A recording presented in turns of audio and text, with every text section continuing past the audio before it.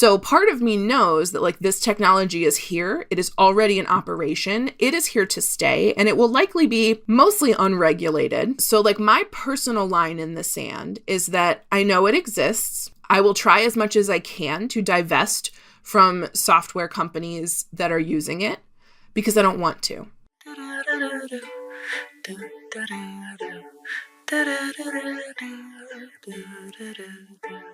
I'm kicking a hornet's nest today.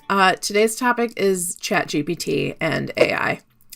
And the question of ethics. Can we use it? Should we be using it? Can we use it for creative applications? What are the impacts of that? And this is something that I have been really looking into myself because in the sort of coaching industry, there's been like a big uptick in using AI to streamline processes and help make content creation easier and stuff like this. And it hasn't sat great with me. So I have been sort of looking into like the yikes. It's a yikes. So if I haven't talked about the yikes, the 3 yikes rule on the podcast so far, here's what it is. It came about when I was casually dating on the apps, when I had Tinder and whatever else. But basically it was a rule that I used for myself to help me validate boundaries very early. So at the like very first instance that someone that I'm on a date with or talking to or whatever, if they say or do something that makes me like even just a little bit uncomfortable, where I'm like, yikes, I didn't really like that. That is a yikes. Somebody can have a maximum of 3 yikes before I'm like, no, this is not good. And the reason it's 3 is because I'm a very big benefit of the doubt person. And I'm like, well, maybe they were just like having a weird day. And so something came out wrong and not how they intended. But more often than not, my gut was correct. And every time that I allowed someone to rack up more than 3 yikes, I ended up being like, now I got to rip off this Band-Aid that I should have ripped off like a year ago. So a little bit troublesome. But not only can you use the 3 yikes rule for dating, you can also use it for friendships, for jobs, for technologies like AI. AI was giving me the yikes. So I started to look into it and figure out why I felt the way that I did. Because what I don't want to do is just say, I am against AI, the end, forever. And if you use it, you're a bad person. That's not what I'm saying. I am saying that like any new technology that is impacting the way that we do work, the way that people interact with each other, the way that information is being shared, we need to look at that critically. Just like you should make sure that when you are sharing something on Facebook, it is coming from a reputable news source, right? You don't want to share fake news. So it's like fact checking, but with the vibes. That's the 3 yikes rule. So obviously I've seen a lot of people using ChatGPT. I've even like gone to some trainings where people taught about how to use it. And I was like, wow, this is really amazing. I didn't know it could do things like that. And for a while I was using it to like, it was really good for recipes and like meal planning. I would be like, oh, I have these ingredients. How could I make something, that has a good amount of protein and carbs or, whatever. I can give it like kind of bland parameters and then get something back that's useful to me. And that was very cool. I enjoyed that. I no longer use it because I have decided that ChatGPT is not for me. So here's where I'm coming in on this. Generative AI is bad for the environment, steals people's work, and is causing like financial impacts that we have not even begun to really see yet. And I think that the climate crisis and the employment crisis are only going to get worse as a result of generative AI. So here's why I think that. Okay. I did look up some articles so that I actually have sources to cite and I'm not just like blah, blah, blah, blah, blah, my opinion. Although a lot of this is going to be my opinion. It's a podcast. It's the podcast full of my opinions. And also for every article that you can find that's like AI is bad, you can find one that says AI is great, actually. So I'm not like here to be the most right person in the world. I'm here to tell you why I don't use generative AI. You can make your own informed decision. I trust you. You're smart. So the first article that I was looking into is from Harvard Business Review, and it is called The Uneven Distribution of AI's Environmental Impacts. right? Very clear. So what we are not thinking about is, and this actually started with like NFTs and cryptocurrency, right? I remember people talking about, well, cryptocurrency is bad for the environment. And I remember thinking, how could it be bad for the environment? It doesn't even exist. It's like a weird internet coin. Like, it's made up. All money is kind of made up, but sure. And then the more I like looked into that and figured it out, and I was like, what's blockchain? I don't understand all these words. Yeah, it takes a lot of like server space and a lot of processing power, thus electricity, thus fossil fuel consumption, thus water consumption, and carbon being released into the atmosphere. So we are actually like exponentially impacting the climate crisis with this huge boom in AI usage. So some choice quotes from this Harvard Business Review article. The training process for a single AI model, such as a large language model, which is LLM, which is what all the people on the internet yell at me about when I'm like, I don't like ChatGPT. They're like, an LLM is super cool because of this. Okay. The training process for a single AI model can consume thousands of megawatt hours of electricity and emit hundreds of tons of carbon, roughly equivalent to the annual carbon emissions of hundreds of households in America. Okay, so the energy consumption is a lot. AI model training can lead to the evaporation of an astonishing amount of fresh water into the atmosphere for data center heat rejection, potentially exacerbating stress on our already limited freshwater resources. So, because of all of the processing power required, water is used to cool that, and so it is drawing on freshwater resources. This quote is about like how AI is going to grow. It says that global AI energy demand is projected to exponentially increase to at least 10 times the current level, which would exceed the annual electricity consumption of roughly Belgium, like a country's worth of electricity being produced just by the use of AI. And then something that we really got to talk about is the like disproportionate impact of where these climate like problems are going to be, because you can bet that it's not going to be like at the tech bros house. They're not going to be suffering. So this final quote that I pulled says, in many cases, adverse environmental impacts of AI disproportionately burden communities and regions that are particularly vulnerable to the resulting environmental harms. For instance, in 2022, Google operated its data center in Finland on 97% carbon-free energy, but in Asia, that number dropped to only 4 to 18% carbon-free. So in Finland, where there's more regulations around carbon emissions, Google did their due diligence and used 97% carbon-free energy, which is like renewable energy, not fossil fuels. But in Asia, where there were not that many protections, they were like, whatever, fire it up, boss. Put the smog in the air. It's only China. What the fuck? Okay?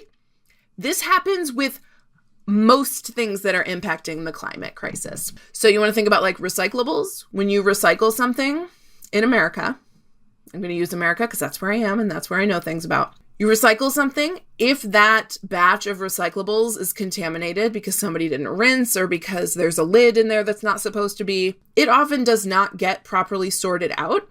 Instead, they'll be like, well, this batch is tainted and it just goes into a landfill. Or it'll get all crushed up and put in a shipping container and sent overseas to a country that just has to live with our garbage in their backyard. Sometimes people burn the garbage for heat or to cook things. I really need like rich people to stop giving their garbage to poor people. That's what I would like. That's the kind of world I want to live in. I do not like this. And again, a lot of my own opinion and my own ethics and morals are going into this podcast episode. A lot of things have an environmental impact. If you've seen The Good Place, I am cheaty, okay? I am constantly like, oh, what is the environmental impact of choosing almond milk versus oat milk versus cashew milk? Can I buy this organic? Oh my God, if meat goes bad in our fridge, we have wasted more climate crisis things. We can't recycle a lot of things in our town for some reason. Like any plastic containers, they don't want them. They won't recycle them. And so we just have to throw away a lot of our plastic containers or find another place to recycle them. And the barriers just keep growing and growing and growing. In a perfect world, I would look up where to recycle these things and I would be able to spend 20 hours a week just taking all my recyclables to their respective places. But that is hard to manage. Easier to manage is not using ChatGPT. That's a way that I can take action that reduces my impact on climate change. Is it going to make a difference? Really hard to say. I often feel very hopeless when it comes to this. So no, I cannot tell you yes or no. This is going to save us if enough people divest from the use of AI, because I can't know that. Okay, so environmental impact. AI uses a lot of energy and it is not being done with sustainable energy. Fossil fuels are what we are using to generate most of this AI content, to cool the servers needed to engage in all of this. So next up, I would like to talk about financial impact. And for this, I pulled an article from CNN from April of this year that the headline says, AI will shrink workforces within 5 years, say company execs. So there was a poll of 2,000 executives conducted by Swiss staffing firm Adecco Group in collaboration with research firm Oxford Economics. So this, I believe it's a global poll. Yes, the executive surveyed work in 18 industries in 9 countries, including the US, Canada, Germany, and Japan. Their workforces represent white-collar and blue-collar jobs. 41% of them reported that they expect to employ fewer people because of the use of AI. So 41% of 2,000 companies said that they're probably going to downsize due to AI. This article goes on to say that in the past year, and again, this is from April of this year, so roughly from 2023 to 2024, in the past year, some tech firms, including Dropbox and Duolingo, have cited AI as a reason for making layoffs. And I do specifically want to talk about Duolingo. And then economist from Goldman Sachs said in March of 2023 that up to 300 million full-time jobs could be lost or diminished due to the rise of AI, and making white-collar workers most likely to be the ones at risk. So, is AI going to replace the cashier at the grocery store? No. Is AI going to replace managers, human resources departments, programmers, subject matter experts, customer service?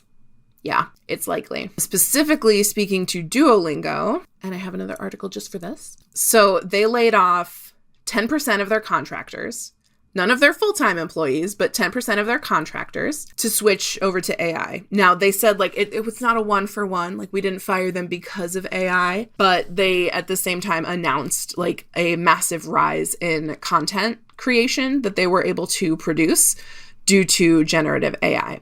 So that AI is for the voices and the prompts, the stories, all the content for Duolingo. Now, on top of this, on top of laying people off and firing their contractors, they also used AI to generate a further premium tier called Duolingo Max that has AI generated feedback and conversations in the foreign language that you are learning. So Duolingo not only reducing their costs by laying off workers, but increasing their revenue by turning AI into a super special premium feature. I would pay to opt out of AI personally. Now, I think it's going to come up but Caitlin, this is just how technology works. It changes and then people lose their jobs and then we recalibrate and sure, but this is a hugely ethical problem because now more people are unemployed. It's hard to get jobs at all right now. All the companies are people don't want to work. But there has been a rise in ghost listings, which is where companies will post an open job, but not actually be doing any interviews and not actually hiring. So there's a whole bunch of weird crap going on there too. The job market is not ideal right now. Okay, one more article. This one's from the Washington Post, which ew on the Washington Post, but it's an article and I'm going to tell you about it. Also from April 2024, Early 2024 was full of articles about AI. So this one's called "The AI Hype Bubble is Deflating. Now Comes the Hard Part." And this one makes me kind of laugh because it is about the fact that all of these companies have really been heavily investing in AI, and now they're trying to recoup those costs. So, quote from the article, "While money keeps pouring into AI, very few companies are turning a profit on the tech, which remains hugely expensive to build and run. I would like to point out, and this is Caitlin's opinion again, none of us fucking asked for this. Oh my God, I don't want AI in my Gmail. I don't want AI in Canva. I don't want AI every single where I turn. Like, it's in Notion, it's in Airtable, it's in like every productivity app you can use. Everything has a freaking AI thing, and you'll accidentally click it, and then I'm so tired of this." And maybe somebody out there asked for it, but nobody I know. Oh, and also, like, I'm pretty sure, like, Twitter has AI now, and Meta has AI. Facebook's like, ooh, ask something to the Meta AI. I just want to search for somebody and go click on their profile. Like, I'm not trying to ask you a question. Instacart will be like, ask us how to make a brisket. I'm like, I just need to look up carrots and add carrots to my cart. Most of these things don't need AI. It is absolutely wild to me that massive layoffs are coming, that 300 million people are projected to lose their jobs due to the rise in AI. And it is all over stuff that we don't need it for. Also, it's been hugely like wrong and problematic. It's bad. It's bad. It doesn't work. And now we can't get rid of it. Fuck. Okay. So this article, "The AI hype bubble is deflating. Now comes the hard part." Okay. So globally, venture capital funding in AI companies grew 25% to $25.87 billion in the first 3 months of 2024, compared with the last 3 months of 2023. And that research came from PitchBook.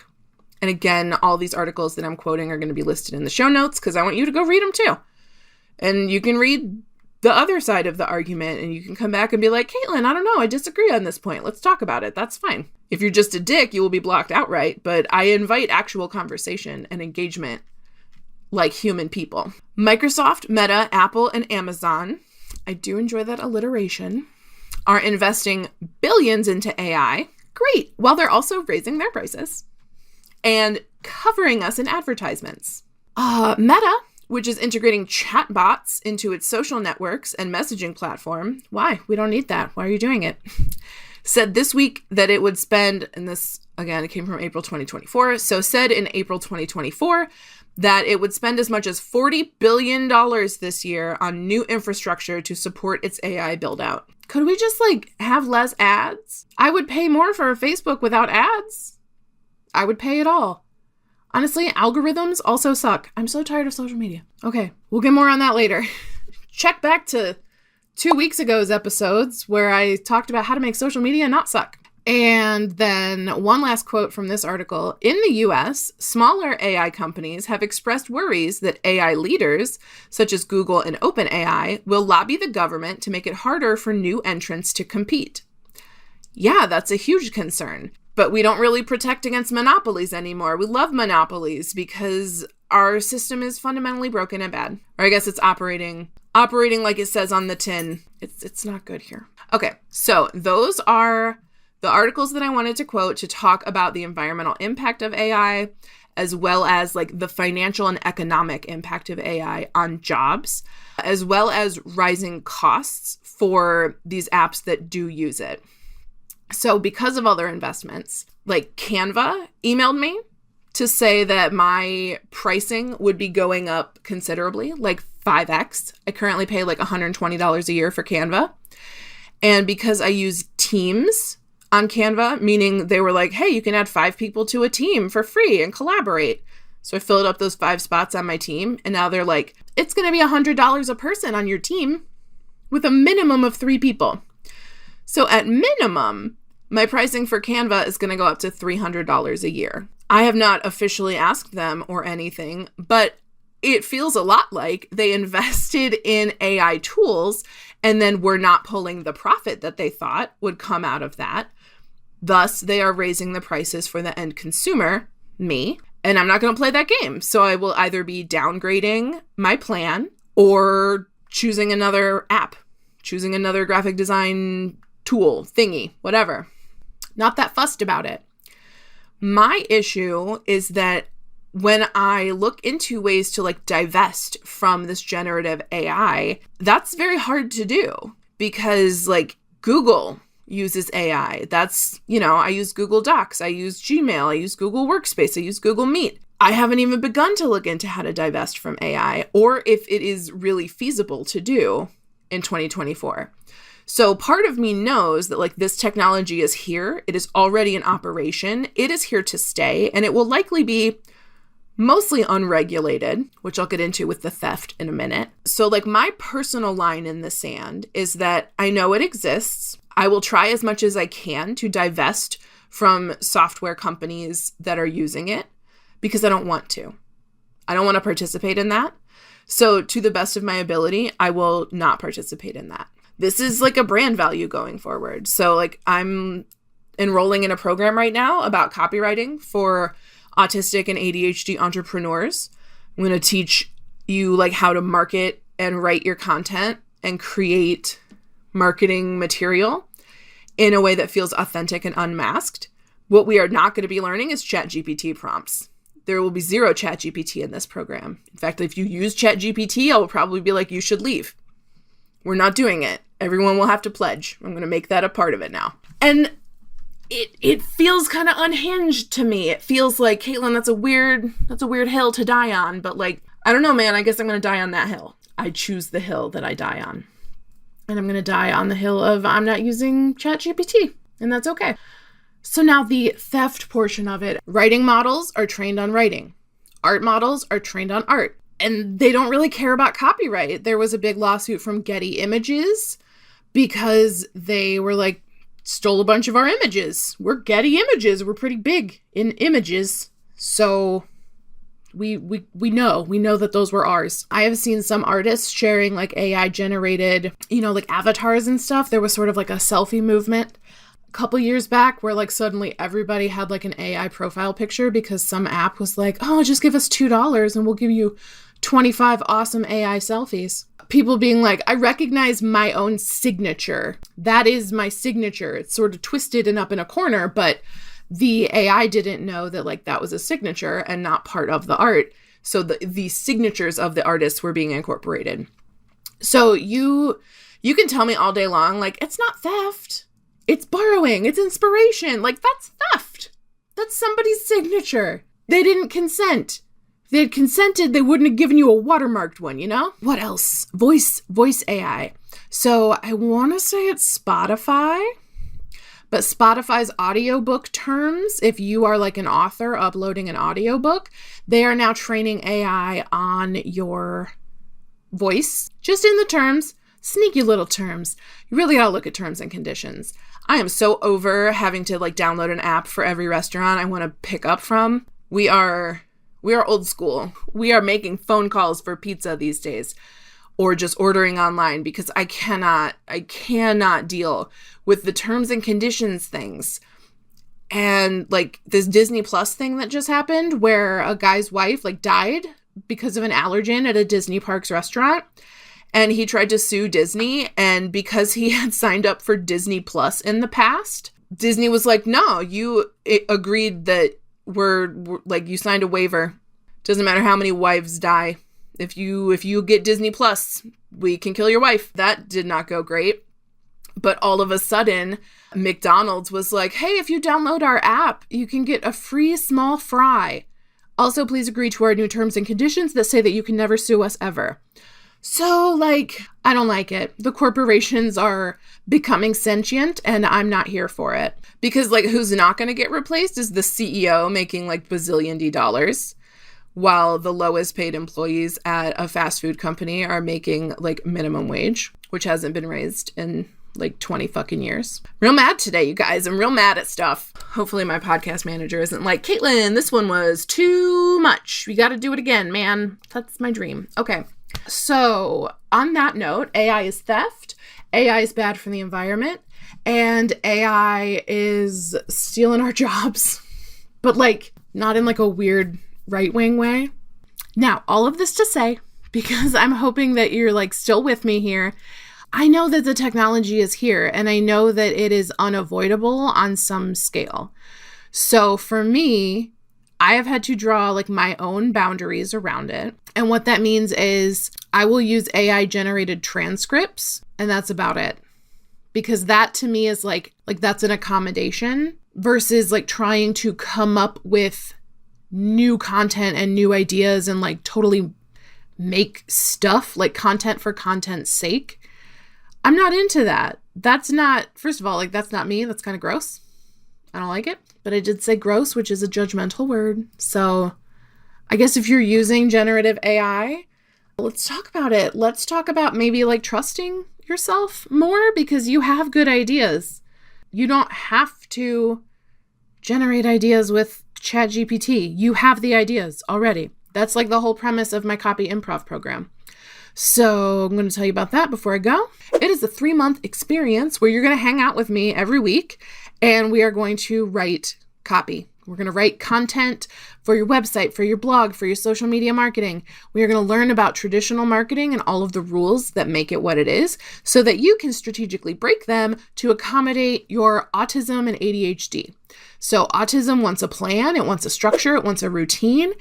It does not want ADHD to simply vibe, but that is what ADHD needs. And so when we are ADHD and trying to market, there is a lot competing. So we've got like the structural need, and then we've got the like, I just want to frolic and I just want to talk about what's inspiring me today.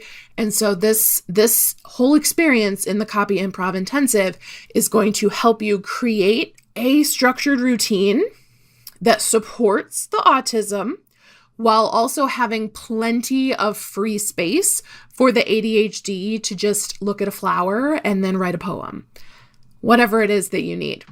So that's going to be individual for each person.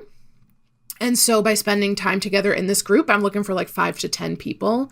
It's not going to be a huge thing, but we'll be able to sort of organically bounce ideas off each other and like build trust with the fact that you know so much stuff. And when it comes to marketing your services or selling your book or sharing your art, growing your Patreon, speaking of which, I have a Patreon now, trusting that you yourself and your unhinged chaos is what's actually going to make the sale for you. You don't need a weird ChatGPT like outline or content plan or calendar or anything. You need what works for you at the bare minimum. And then beyond the bare minimum, you need to play. You need to have fun with your content. You need to engage with it really naturally. And when you're trying to mask and force it into a box and be like, here is how I show up professionally, that's not it. It's going to feel boring and fake and bland. And that's not what we want. We want your unhinged chaos to be free and wonderful and connect with your fellow weirdos. So that is that. Copy Improv. We'll put a link in the show notes. But also now I have a Patreon. So I am using the Patreon basically as a patron, you know? Like I am trying to bring in some money to help support like my basic living needs so that I can offer more free, awesome stuff. So that I do not have to put the pressure on my passions to also pay all of my bills. So if you love the podcast, I would really appreciate if you at least just went and took a look at the different tiers available. They start at $3 a month, and several of them have merch. So if you like my vibes, you might like my merch. And everybody who subscribes as a patron will get a shout out in the end of a podcast episode. So that's going to start in October with everybody who signs up in September. And I'm super excited. So I'm going to let you go now because I have been a rambling about AI. And I will totally look forward to engaging with all good faith comments. Okay, bye.